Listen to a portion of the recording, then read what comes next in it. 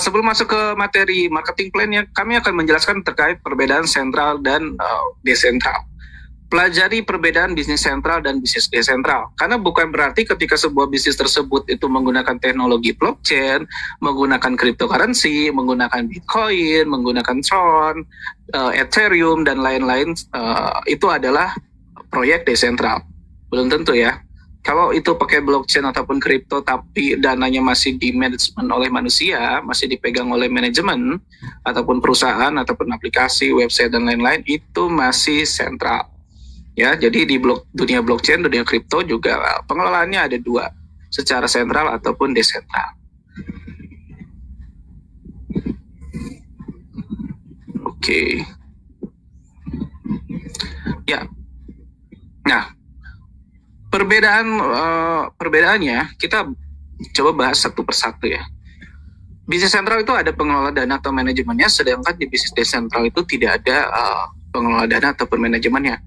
Makanya di bisnis desentral itu nggak ada namanya tutupnya. Anda berbisnis di Metaverse ini mau transaksi jam 1 malam, jam 3 malam, jam 5 malam, bebas 24 jam ya. Ketika tereksekusi maka si pembeli akan mendapatkan aset digitalnya ataupun kafling digitalnya atau matrix taktilnya ya. Lalu si penerima haknya akan menerima hasilnya ya di detik itu juga. Lalu yang kedua, bagi hasil dilakukan oleh manusia untuk bisnis desentral ya. Di desentral ini bagi hasil dilakukan oleh smart contract. Nah, ini adalah kekuatan utama bisnis ini. Bagi hasil dilakukan oleh smart contract. Jadi bukan cuma smart contract dalam hal produk ataupun koin ataupun token, tapi bagi hasilnya teman-teman Bapak Ibu sekalian. Ya. Yang ketiga, bisnis sentral kebijakan skemanya bagi hasil bisa berubah. Pernah nggak Anda gabung dalam suatu bisnis sentral ya yang jualan produk apapun baik fisik ataupun digital ya? Lalu awal-awal itu tidak ada namanya kebijakan bagi hasil ataupun kebijakan pengajuan komisi, pencairan komisi atau marketing plan-nya yang memberatkan membernya. Lalu suatu saat mereka merubah kebijakan ya, misalkan jadi ada tutup poin, lalu tutup poinnya makin berat atau ada imbang kanan kiri dan lain-lain segala macam ya. Karena ketika itu sentral, hal itu sangat mungkin dilakukan ya, tergantung dari manajemen itu sendiri. Nah, di bisnis desentral ya, khususnya taktil dan unite force teman-teman ya, di matrix sistemnya, ini kebijakan skema bagi hasilnya tidak bisa diubah ya, nggak bisa diubah. Jadi algoritma bagi hasilnya ketika marketing plan-nya adalah A, seperti itu, maka akan selalu seperti itu. Ya, nggak bisa diubah, diedit aja nggak bisa, apalagi dihapus. Termasuk oleh pembuatnya loh. Ya, jadi ya kalau misalkan yang buat smart contract-nya itu adalah saya, maka saya ngedit aja nggak bisa, apalagi ngapus, apalagi orang lain. Nah, itu bisa dipelajari apa itu pengertian smart contract secara umum ya, bukan katanya metaverse saja nih, tapi pengertian smart contract itu secara umum, secara global. Apa itu smart contract? Apakah smart contract bisa dihapus? Apakah smart contract bisa diedit ya? Apakah smart contract itu aman dan lain-lain? Ya, silahkan dipelajari di Google ya. Dan itu sudah kami pelajari sebelum kami serius di bisnis ini ya. Dari 1 tahun lalu kita adakan edukasi rutin setiap minggunya. Oke, selanjutnya di bisnis sentral ada proses withdrawal atau penarikan hasil ya. Jadi kalau Anda misalkan bertemu suatu bisnis juga nih yang bawa-bawa nama anti scam juga nih, anti scam tapi ternyata masih di sentral, ada proses WD-nya. 100% saya pastikan itu adalah bisnis sentral. Ketika misalkan ada proses withdrawal-nya, withdraw ke platform ataupun ke perusahaan, karena dananya dipegang oleh mereka dulu. Ketika dana dipegang oleh sesuatu yang memiliki kekuasaan ataupun otoritas, maka tergantung mereka mau bayar, mau enggak, mau dibawa kabur, ya terserah mereka. Dan sedangkan di bisnis desentral tidak ada proses withdrawal hasil ke platform ya, khususnya ya.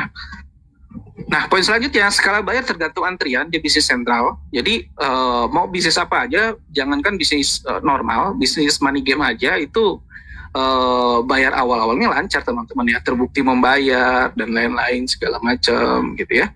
Tapi lama-kelamaan ya makin antrian makin panjang, karena bisnisnya baru ya cepat ya. Ketika antrian makin panjang, akhirnya makin lama, bisa jadi hitungan hari, hitungan minggu, hitungan bulan, bahkan nggak bisa di-WD lagi. Ya, nah di desentral skala bayar itu detik itu juga.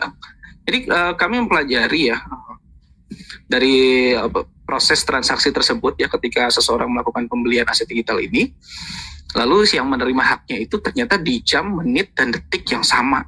Bayangin, nggak selisih 1 detik aja. Dan hal ini nggak mungkin dilakukan oleh manusia, tentu saja teman-teman. Sistem sentral aja yang bagi hasil otomatis misalkan oleh perbankan itu biasanya ada delay waktu. Ya, ini gila sih, detik gitu juga. Nah, makanya ini adalah bisnis masa depan sih. Nah, lalu bisnis sentral umumnya tidak transparan.